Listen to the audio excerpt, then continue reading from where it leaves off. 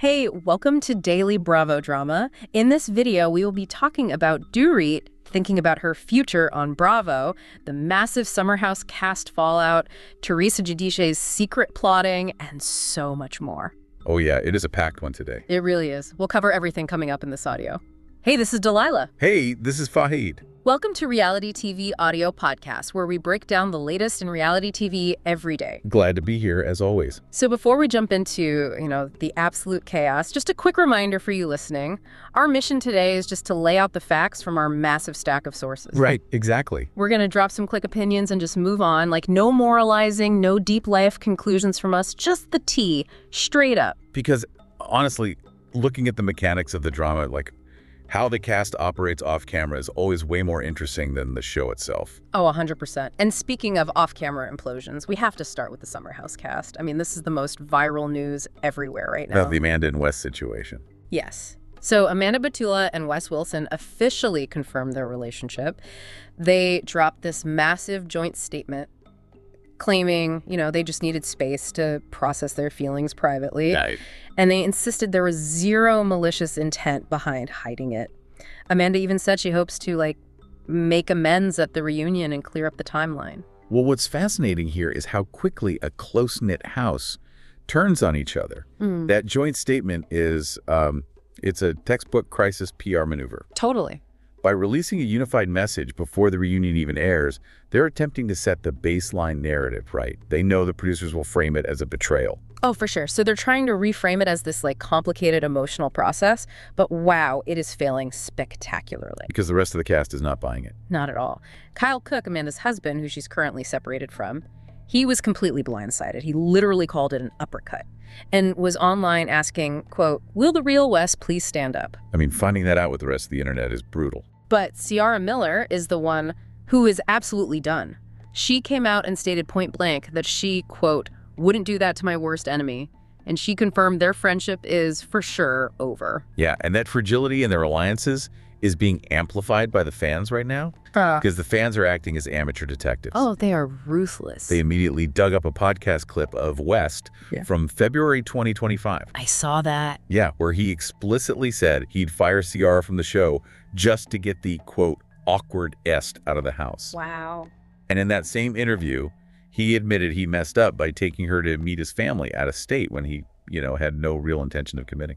It's just so messy. And the pressure is clearly getting to everyone. Even Carl Radke gave an update. What did Carl say? Well, he said he texted Amanda after the reunion, but he's taking space. And he revealed that Wes has been texting him too, but when asked if he thinks the relationship will last, Carl just said, absolutely not. Right.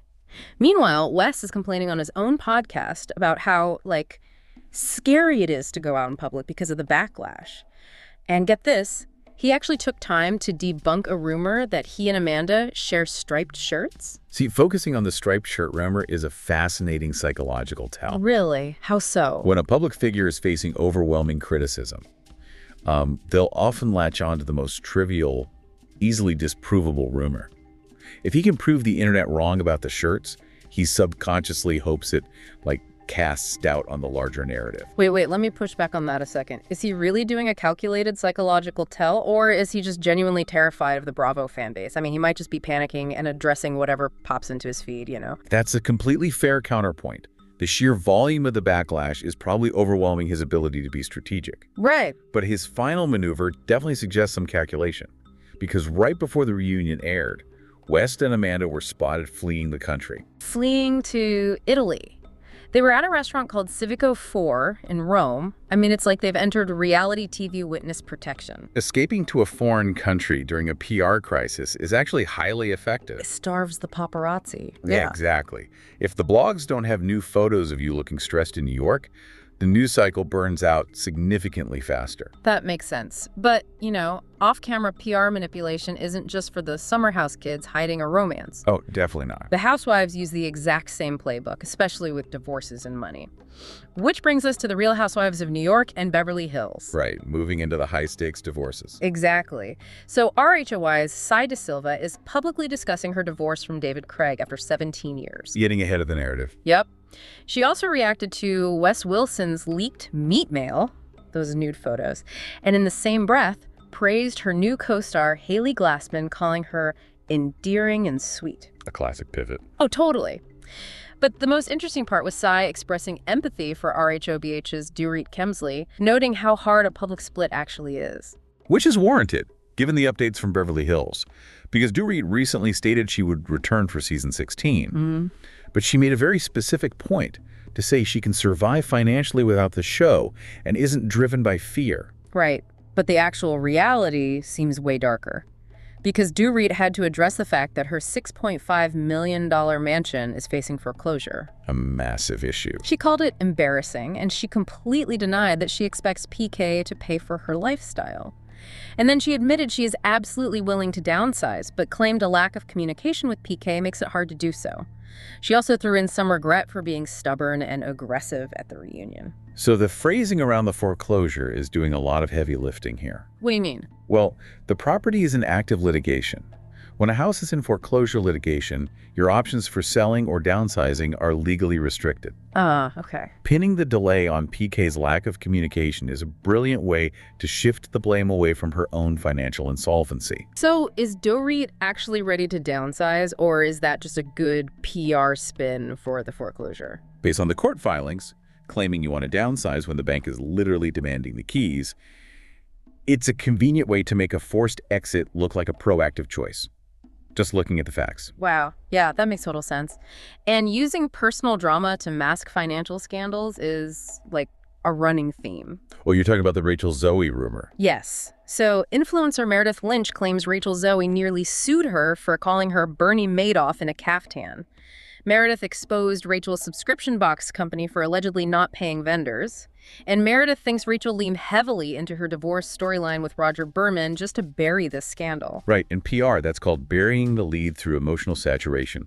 You give the audience a tear-jerking narrative so they focus on your heartbreak rather than looking up your vendor lawsuits. It's just wild. But staying in Beverly Hills, the tension between what's real and what's for the show isn't just about hiding lawsuits. It's about politics and, like, serious cast dynamics, too. Very true. So Lisa Rinna was asked if she'd vote for Spencer Pratt for LA mayor.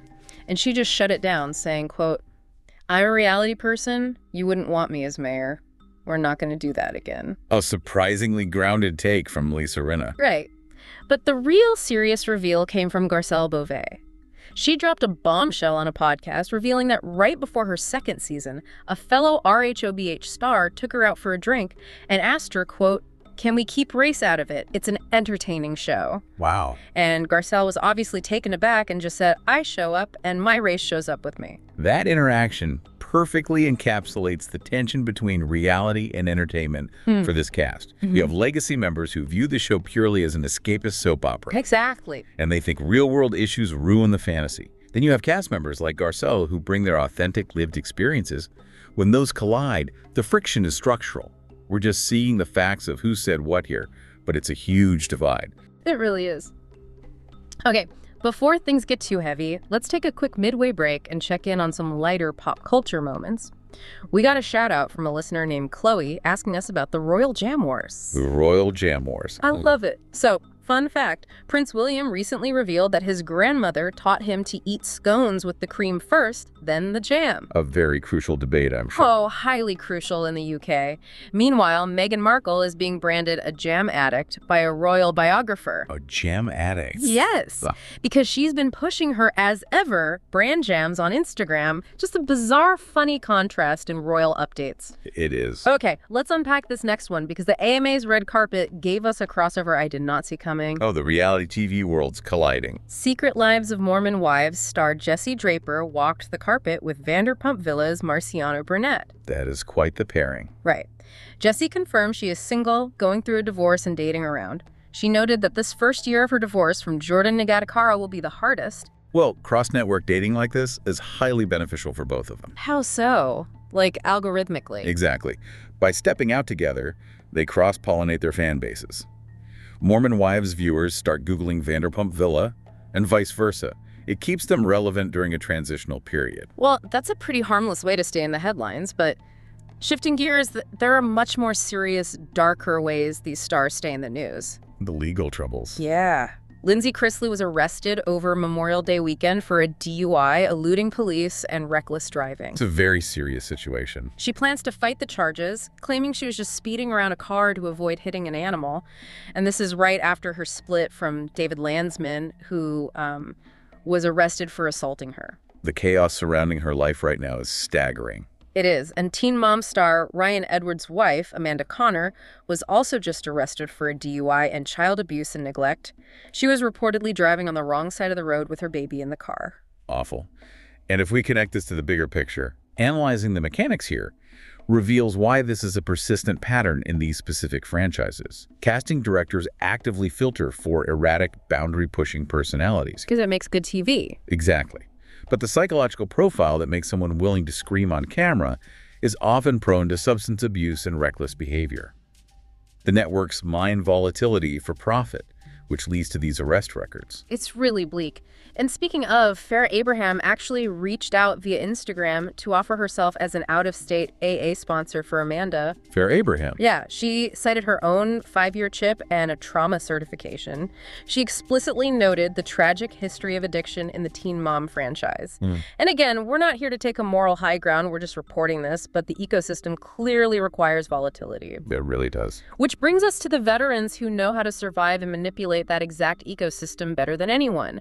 Bringing it back home to RHOA and RHONJ. Masterminds. The ultimate masterminds. So RHOA's K. Michelle went on Watch What Happens Live and just unleashed. Oh, she knows exactly what she's doing. She doubled down that Portia Williams slept with her African ex-boyfriend, literally calling it groupie activity. She refused to reveal who told her Drew and Portia were scheming. She named Angela the winner in her feud with Pinky, and she relentlessly mocked Drew's singing. She understands that late-night appearances are an extension of the show's battlefield. Oh, but the best part, K. Michelle revealed she's getting a $100,000 zombie BBL for free. A zombie BBL? Yes, using cadaver fat to fix a botched surgery.